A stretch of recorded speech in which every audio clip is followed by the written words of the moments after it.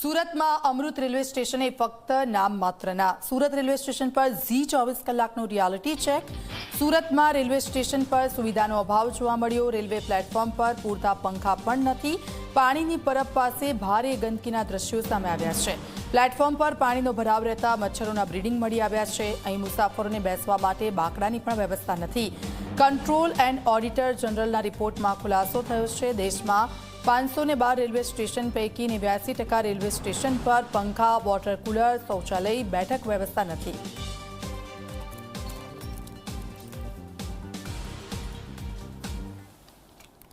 અમૃત railway સ્ટેશનો માત્ર નામ પૂરતા સાબિત થયા છે। આવું એક સર્વેમાં બહાર આવ્યું છે।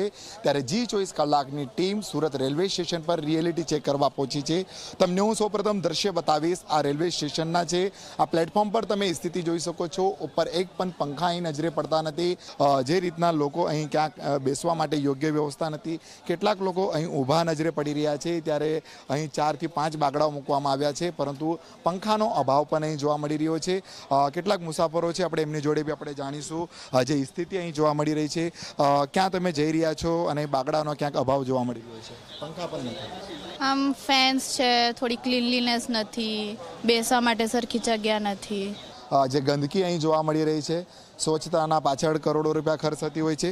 ત્યારે મહત્વની વાત એ કહી શકાય છે કે કરોડોની કમાણી છતાં સુરત રેલવે સ્ટેશનમાં સુવિધાનો આ અભાવ જોવા મળી રહ્યો છે। મુસાફરોની સુવિધા માટે રૂપિયા 11.479 કરોડ વપરાયેલા રહ્યા, જ્યારે કેન્સલેશન ચાર્જ પેટે રૂપિયા 6,112 કરોડ ખંખેરાયા છે। ત્યારે દેશભરમાં 512 રેલવે સ્ટેશન પૈકી 89 સ્ટેશનો પર પંખા, વોટર કુલર, શૌચાલય, બેઠક વ્યવસ્થા જેવી સુવિધા નથી। આ જે રીતના એક રિપોર્ટ બહાર આવ્યો હતો, જેમાં કંટ્રોલ એન્ડ ઓડિટર જનરલના તાજેતરના જ આ અહેવાલમાં જે છે પોલ ખુલી છે। આ પાણીની પરબ છે, આ ગંદકી તમને અહીંયા જોવા મળી રહી છે, સફાઈ અહીંયા થતી નથી, મચ્છરો જોવા મળી રહ્યા છે, મચ્છરોના બ્રીડિંગ જોવા મળી રહ્યા છે। આ બાજુ જોઈ શકો છો, આ પાણીનો ભરાવ છે, એટલે કેટલાક સમયથી આ પાણીનો ભરાવ હશે, બ્રીડિંગ હતા, બ્રીડિંગમાંથી મચ્છરો આવી ગયા। આ જોઈ શકો છો તમે રેલવે સ્ટેશનની સ્થિતિ કઈ રીતના છે। અહીંયા આ પાણીની પરબ તમે જોઈ શકો છો। આ પાણી છે, આ નળ જે છે ચાલુ જ છે, પાણી જે જલ બચાવ, પરંતુ ક્યાંથી આ નળ બગડેલો છે,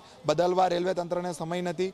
અહીં બી તમે જોઈ શકો, આ ઢગલા છે, જે રીતના અહીં કોતરીઓ જે છે એમાં ભરીને મૂકેલું છે, કચરું હશે, ગંદકી હશે, અને જે પાણીનો જે ગંદકી, જે ગંદુ પાણી છે એ જોઈ શકો છો, ગટરનું પાણી થઈ ગયેલું છે, કાળું પાણી થઈ ગયેલું છે। એટલે જે સર્વે થયો છે અને એમાં પોલ ખુલી છે, સાચી સાબિત અહીંયા થઈ છે।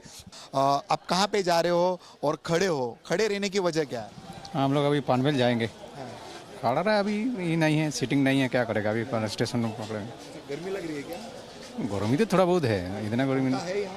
पंखा तो नहीं है। छोटे बच्चा है आपके हाथ में और बच्चे को लेके खड़े हो, कितने समय से? अभी आधा घंटा हुआ। खड़े क्यों? उधर जगह थी ना। अभी यहाँ खड़े हो आप, जगह है? गर्मी हो रहा है उधर, इसके लिए इधर खड़े हो गए। नहीं, बैठने के लिए यहाँ बेड है? नहीं। क्या कहो, यहाँ जगह मिल गई? हाँ, यहाँ जगह मिल गई, बैठने के लिए जगह नहीं था तो क्या करता फिर। पंखा नहीं लगा, कुछ नहीं। जितना ट्रेन आए तो तब जाते, फिर यहाँ पे बैठना पड़ता है, थोड़ा देर पहले, आधा घंटा 1 घंटा पहले आके बैठना पड़ता है। सोशल मीडिया पर स्वच्छ रेलवे स्टेशनના ફોટા અપલોડ કરે, પરંતુ આ ફોટા અહીં તમે જોઈ શકો છો કે કઈ રીતના અહીં સ્થિતિ છે। આ બાજુ તમે ટ્રેક પર, રેલવે ટ્રેક પર જોઈ શકો છો, કચરાના ઢગલા જોવા મળશે, પ્લાસ્ટિકની થેલીઓ જોવા મળશે, અહીં સફાઈ થતી નથી, પાણી છે, કોઈનો પગ લપસી શકે, ટ્રેન જાય તો મોટી દુર્ઘટના બની શકે છે। આ સ્થિતિ અહીં જોવા મળી રહી છે। બીજું તમે પાણીની પરબ જોઈ શકો છો, ત્યાં પણ કેટલી ગંદકી જોવા મળી રહી છે। આ એક નથી, પરંતુ અનેક જગ્યાએ આ ગંદકી જ ગંદકી છે।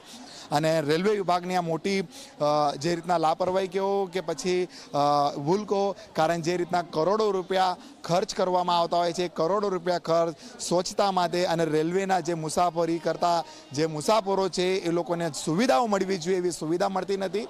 હાલ જી 24 કલાકની રિયાલિટી ચેકમાં જોવા મળ્યું કે ક્યાંક બાકડાઓ નથી બેસવા માટે, પંખા નથી, અને ઠેર ઠેર ગંદકી અને મચ્છરોનો બ્રીડિંગ જોવા મળી રહ્યું છે। કેમેરામેન વિજય બૈસાને સાથે પ્રશાંત ડેવરે, જી મીડિયા, સુરત।